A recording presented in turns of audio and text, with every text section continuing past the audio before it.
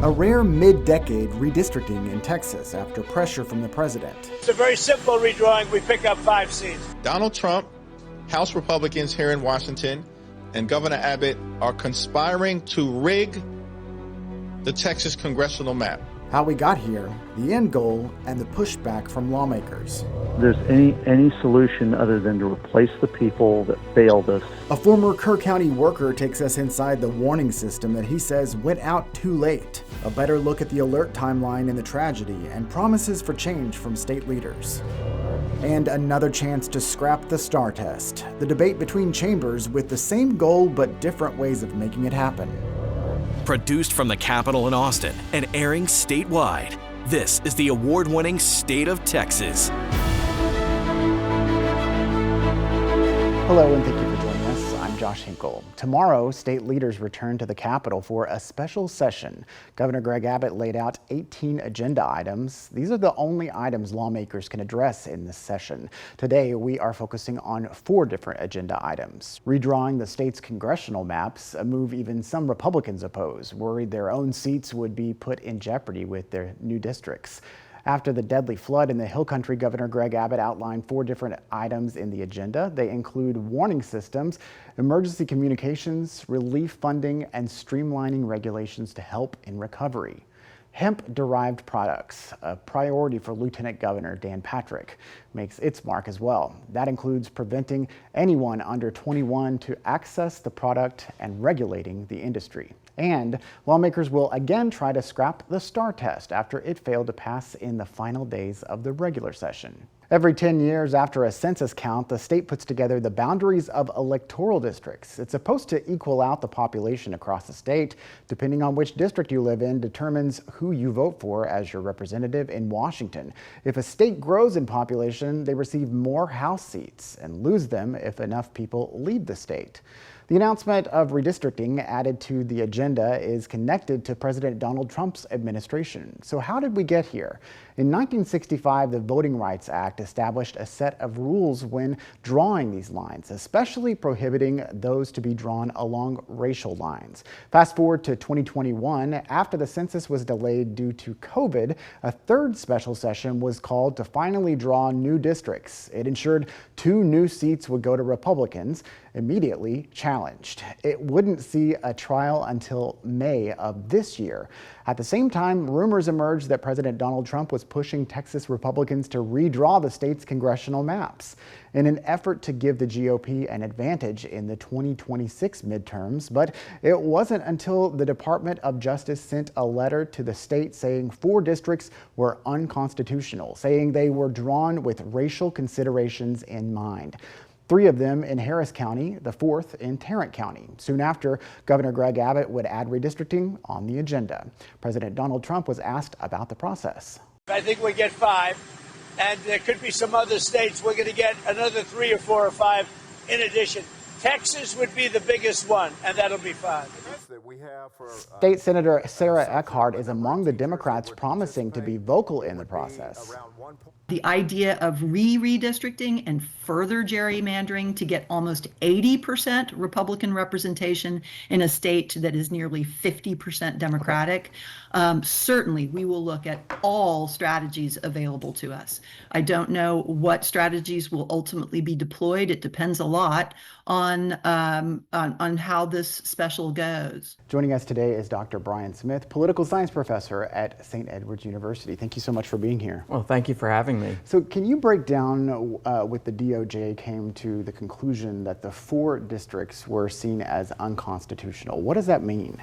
Well, when we redistrict, there's very specific laws about what you can and cannot do, and it all stems from the Constitution and the Voting Rights Act. And most recently, what they've ruled is you cannot take several minority groups, historically underrepresented groups, and create what's called a coalition district in order to elect a representative. And that's what they said Texas has done.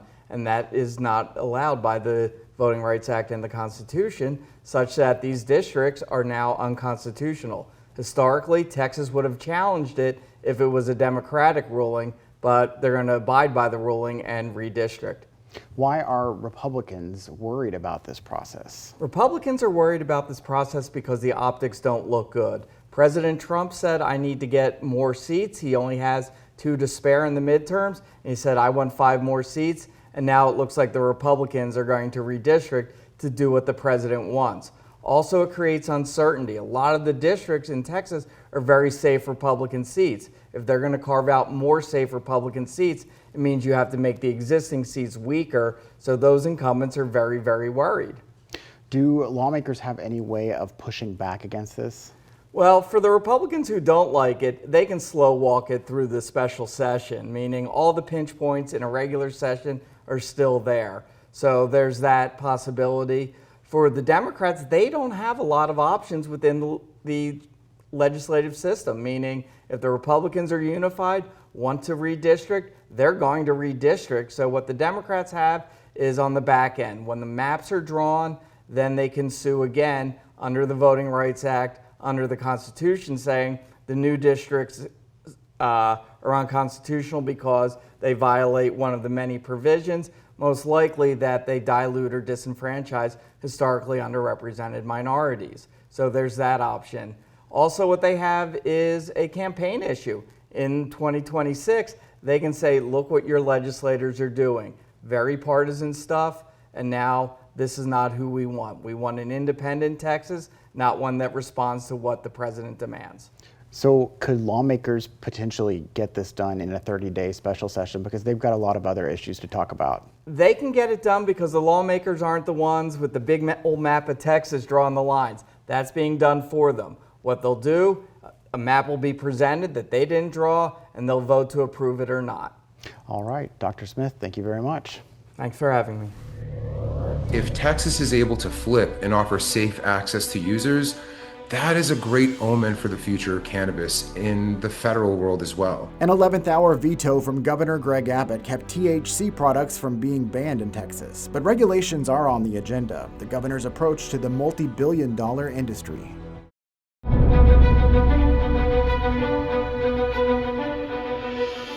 The hemp industry celebrated a veto from Governor Greg Abbott, but is now shifting its focus on a special session after a promise of regulation on the industry. It comes as Lieutenant Governor Dan Patrick, who made banning THC a priority, signals a refusal to back down from his ban. State Capitol reporter Adam Schwager has been following this THC saga for us since the beginning. Thanks for joining us. Thanks for having me. So this was a high priority bill from Lieutenant Governor Dan Patrick. How did he respond to Governor Abbott's last-minute veto? Well, suffice to say, he wasn't happy. That last-minute veto came in at 11:22 that Sunday night.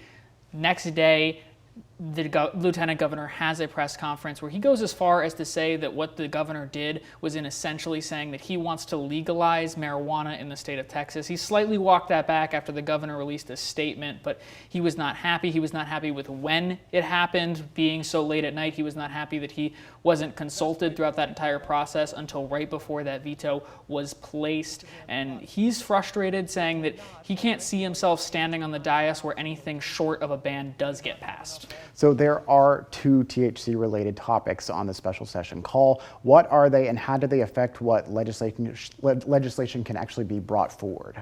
Yeah, so the first is what was the stated intent of all these bills in the first place. It is to cap it so that no one can get hemp-derived products unless they're 21 years of age or older. Now, the second part is all about regulation, and that includes possibly banning synthetics, is what the governor talked about, but it says explicitly that it needs to fall short of banning an agricultural product, and it's something the lieutenant governor mentioned in that press conference I talked about earlier. He was talking about how the governor is going to carefully craft this special session call, and it could limit the potential of bringing back a full-scale THC ban to this special session. All right, Adam Schwager, thank you very much. Puts Texas in a better position going forward than we were before this devastating storm hit our state. As the Hill Country recovers from the deadly flash flood, lawmakers will be digging deep into getting the whole state prepared for another disaster. Some of the bills already filed and the promises to strengthen them.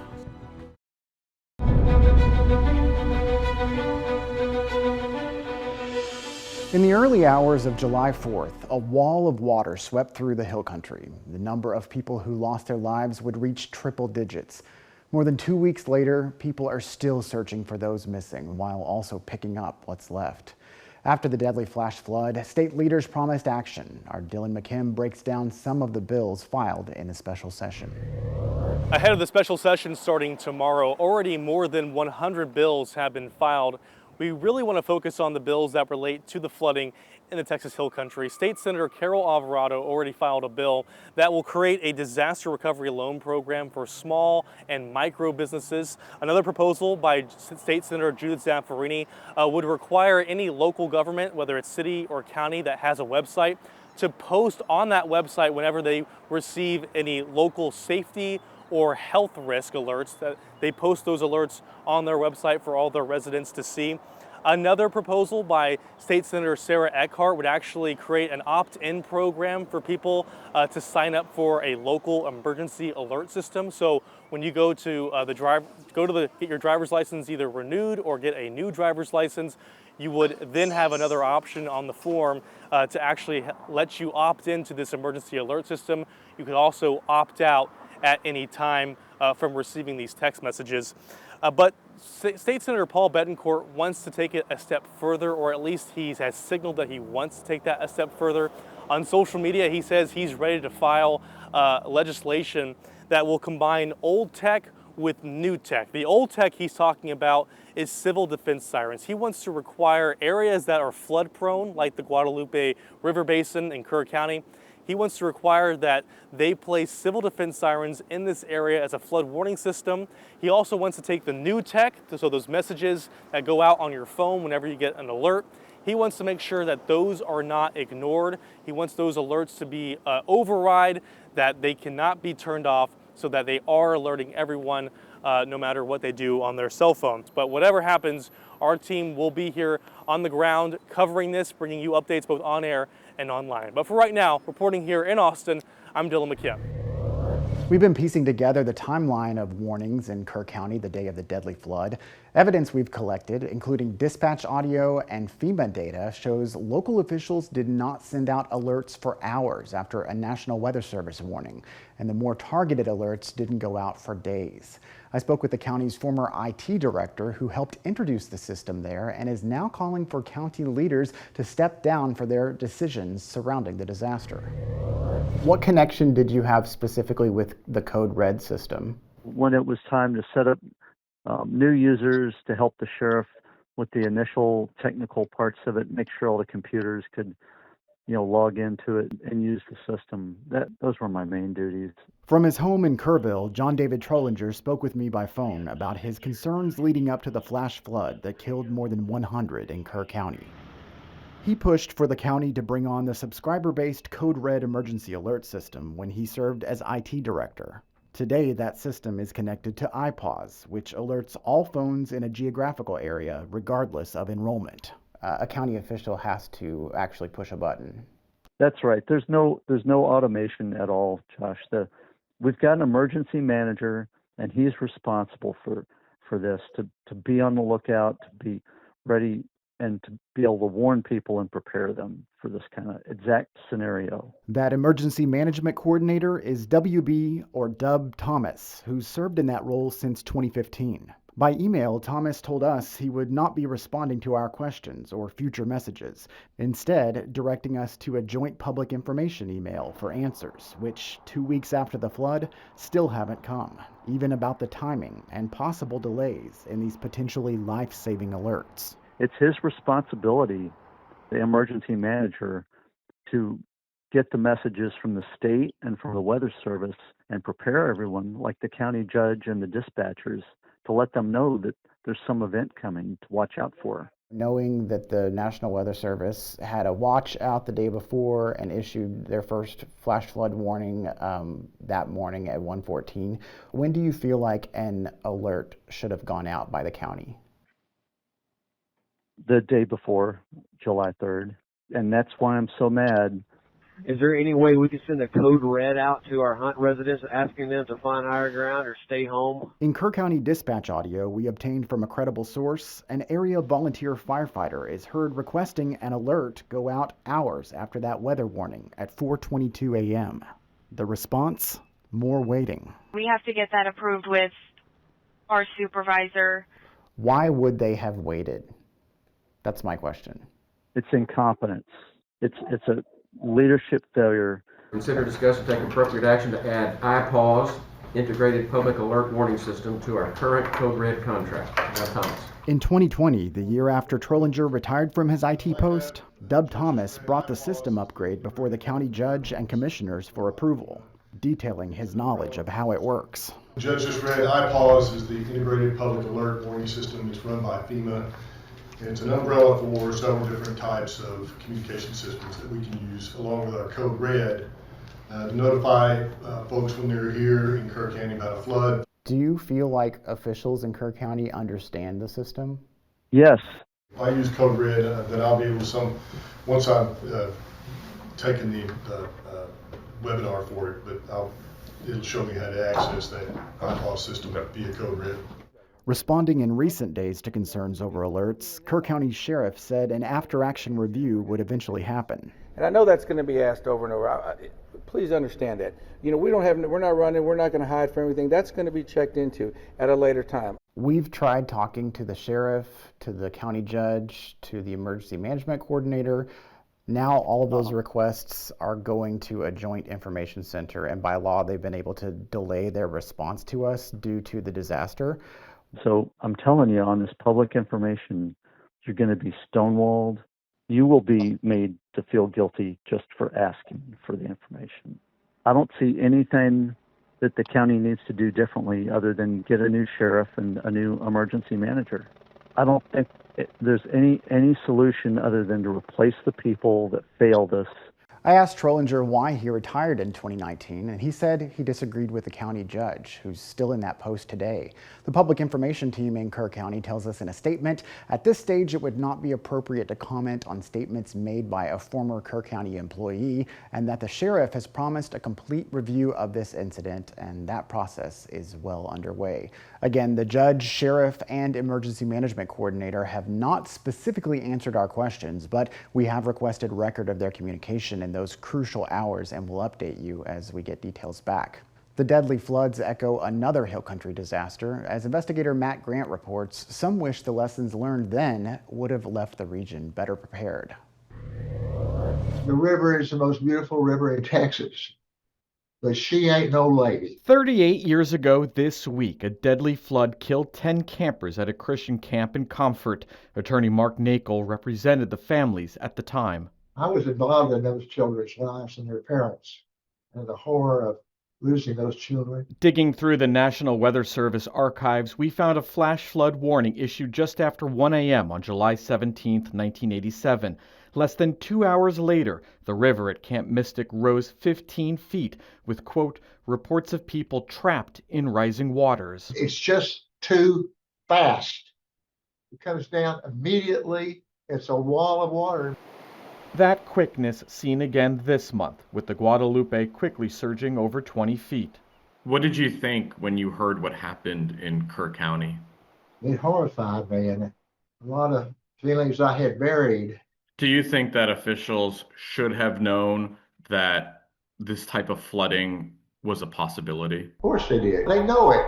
Indeed, in 2017, the city of Kerrville, along with Kerr County and the Upper Guadalupe River Authority, produced this video, citing the potential for monstrous flash flooding, the video highlighting previous devastating events in August 1978 and July 1987. And it rained about 15 inches in a matter of 3 hours.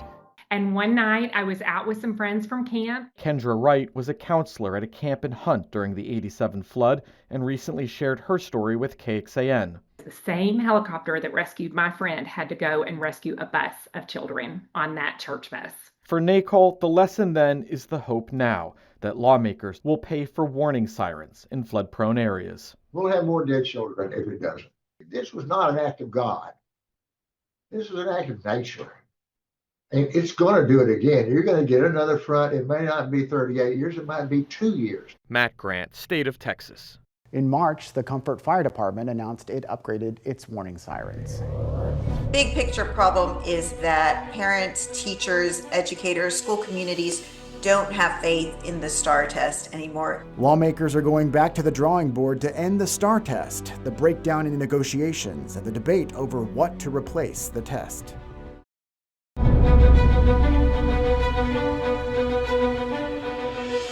In the last days of the regular session earlier this summer, a bill to end the state of Texas assessments of academic readiness, or STAAR Test, failed.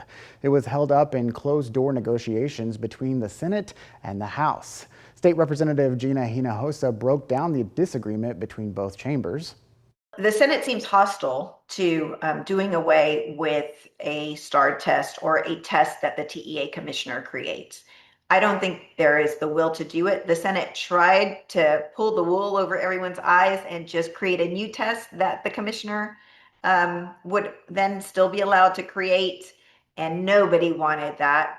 In the early days of bill filing for the special session, State Representative Brooks Landgraf, a Republican representing Odessa, introduced his bill to scrap the STAAR test. The bill would only keep standardized tests that are required under federal law. In a statement, Representative Landgraf says he's aiming to alleviate pressure on both educators and students.